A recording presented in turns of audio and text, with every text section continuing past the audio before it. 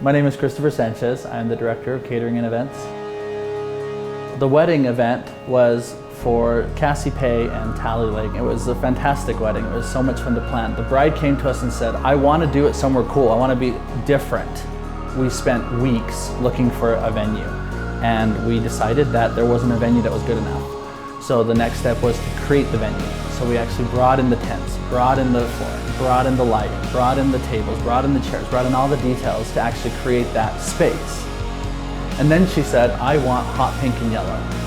And so as a designer, the first thing I thought is they can be really harsh colors. And so what we decided to do is we focused on the hot pink and yellow coming from flowers. And then we brought in these beautiful silver urns, stunning white linens with Moroccan gray runners, silver Chiavari chairs, the crystal chandeliers, a white dance floor. And then the bride is actually a jazz singer. And without really wanting to sing at her own wedding, we brought in this fantastic band that we love working with who plays jazz.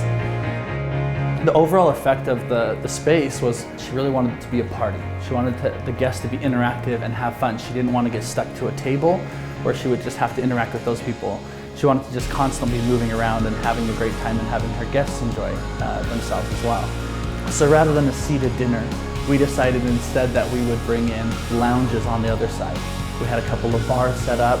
We did a cocktail hour on the main plaza with these beautiful linens from BBJ in New York and creative coverings out of Nevada. Brought in these beautiful flowers, did all these stunning little pieces and touches. And then on the menu specifically, it was just whatever we wanted. One of the Butler Pass hors d'oeuvres was street tacos, and they were served on little limes, and it was just a really fun little touch. And so like throughout the entire event, there was touches of what the bride wanted, her colors, the elegance, and then just small menu touches. One of the food stations was a ceviche station where we had 3 different types of ceviches and all different types of toppings, so the guests could actually kind of make their own ceviche.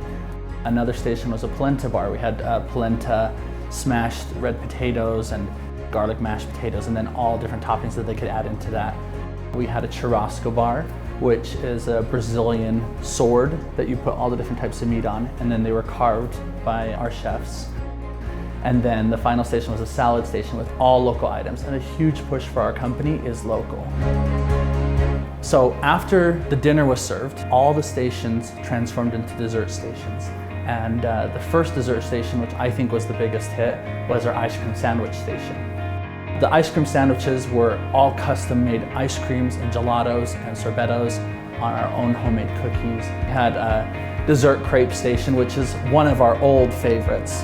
The other station was just artisan desserts. And actually the weekend before the wedding, my pastry chef and I went out and we went shopping at the farmer's market and hand-selected all of the items that went into these desserts at our farmer's market. So it was a really amazing thing to do. I mean, to actually be able to feel the produce and like walk down the aisles and meet the farmers who just pick these peaches off their trees, and just all these really amazing people who have just as much passion as we do, and they bring it to this product, and then we produce these stunning desserts. Really an incredible process. It was just spectacular. And then dancing, dinner, went on and on and on the night. It was just a really great event.